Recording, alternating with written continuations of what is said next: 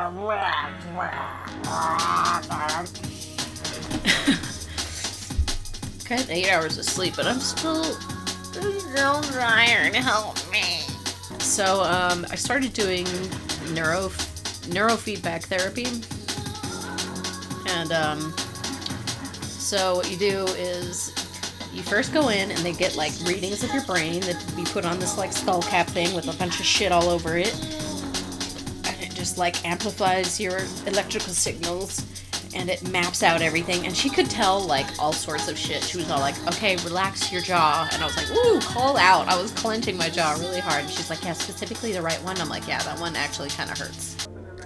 Then I go, like, twice a week, and they, like, hook up electrodes to my temples and ears, and, you know, they measure my things, and they basically do, like, a reward system for your brain. So you, like, watch a movie, and you have headphones on, and the TV will dim when your brain is doing stuff that it doesn't want your brain to do. And then it'll brighten back up when your brain is doing stuff it wants you to do. So it's, like, rewarding your brain. It's like, here's the movie. And then there's also, like, tones going on in the headphones.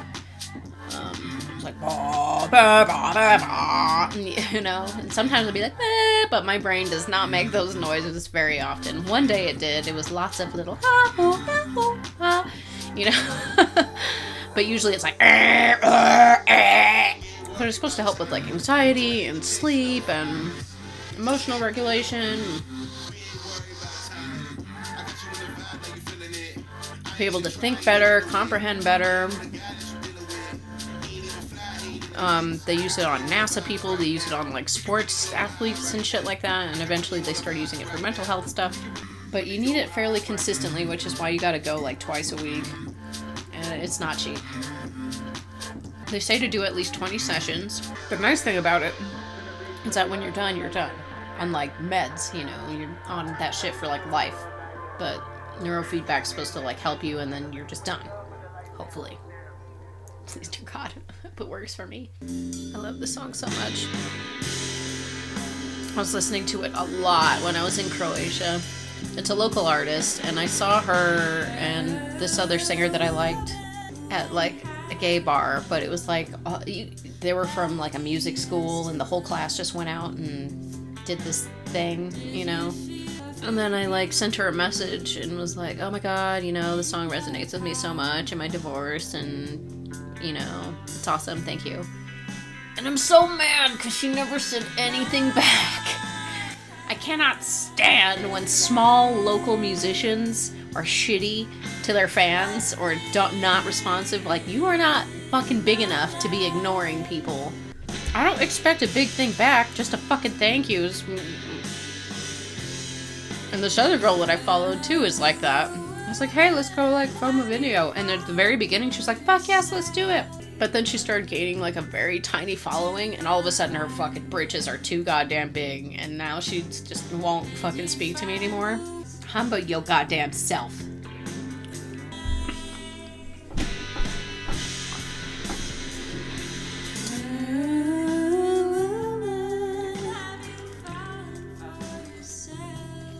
Croatia was interesting. First, I went to go visit a friend in Portland, my childhood friend.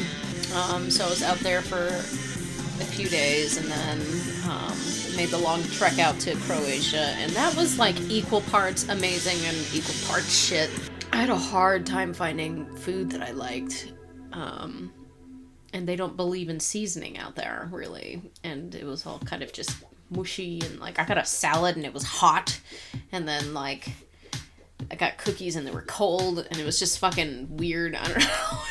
I also got, like, food poisoning. I went on a speedboat tour, and this song was playing on the speedboat tour, and oh my God, that was probably the best part, was hitting those bumps in the beginning, the sun shining down, the music they had playing was so fucking fantastic. They stopped at this beach, and you have to swim out to get to the beach. So they give you a wet bag, And I've never used one before, and apparently I didn't do it good enough because everything in the bag got fucking wet. My towels, my phone died. I had to go through half of the trip without a phone. So trying to navigate was a pain in the ass. Taking pictures was a bitch because all I had was my Polaroid camera, and I had like a little video camera, and my iPad. My iPad, oh my god, the quality of the photos was just heartbreaking. You know, just fuzzy and pixelated and just, oh. But thank God I had that little tiny video camera with me that I bought, because, ugh. But, you know, when the activities hit, they hit, you know. Ziplining was a blast. Kayaking was kind of a bitch, but it was really fun. We got to see, like, a new season of Vikings being filmed. I'm gonna show you some clips from my video. In love with you.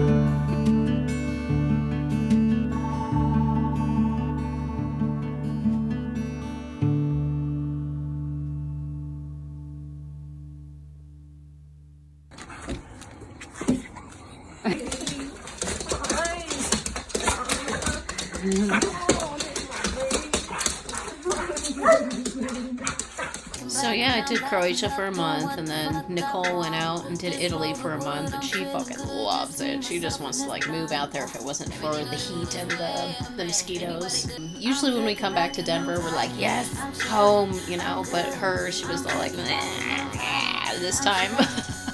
And she made like a bazillion friends out there. I'm like, what the fuck? Like, not one stranger fucking talked to me except for like my kayak buddy and, you know, people on tours would talk to me, you know, but she just had random ass strangers come up to her and hit on her and ask her to go to bars and like hang out and let's exchange phone numbers and all that shit. I'm like, the fuck? But while Nicole was out there, then I started figuring out where I was gonna live and shit like that, and my credit is not the best. I mean, it's not shit. It's just normal, which is not good enough to get a fucking house or buy property. You need to have outstanding credit, and I do not.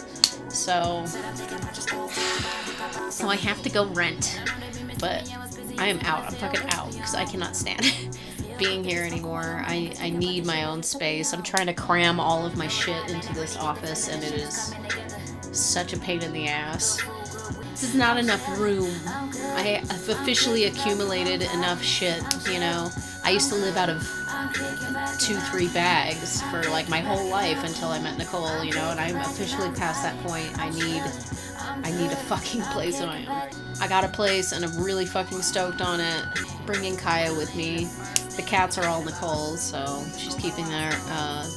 Yeah, so I am moving in 6 days. I'm so excited. I can't freaking wait. It's been so fun. Like, I haven't bought a whole bunch of stuff, but it was still even just fun being like, oh my god, I'm gonna pick out a bed, you know, and no more twin beds.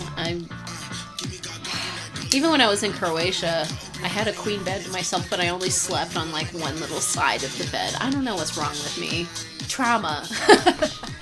I'm gonna like put one pillow just in the center of the bed and like force myself to like take up the space and get comfy, you know.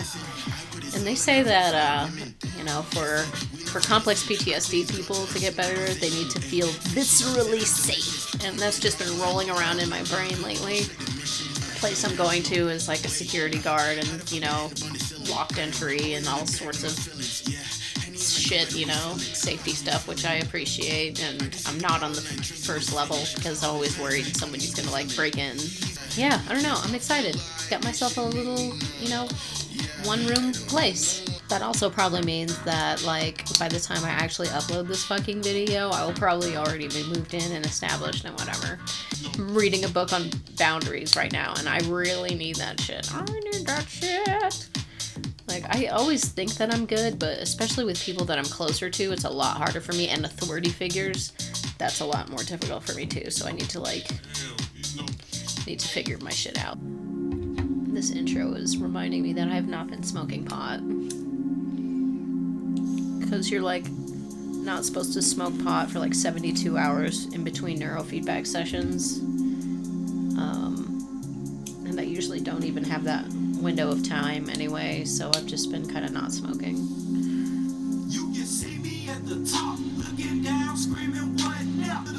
I want to get off of it anyway, because I really want my REM sleep back. I've been smoking heavily because I felt like it was a necessity, and if neurofeedback works, then it's not going to be a necessity. And then I could just use it recreationally or medicinally. Bitch. He says boy. I wish he had said bitch. I've been revisiting Slowdive because I started watching the show High School, the Tegan and Sarah show. Yeah, and the song was on there, and just like, oh, give me the dissociative music, please. Thank you. Tonight I'm going to this, like, punk show thing. Is it a punk show? I didn't even look up the bands. I figured I will just be surprised. I got invited by this girl that I befriended during a karaoke night. I gotta tell you about it, actually. So there was these two girls that went up and they were doing like show tune type karaoke. I personally can't fucking stand them, but whatever. And then she came up to me, she's like, hey, if you're not like sitting with anybody, you can come sit with us. I'm like, all right.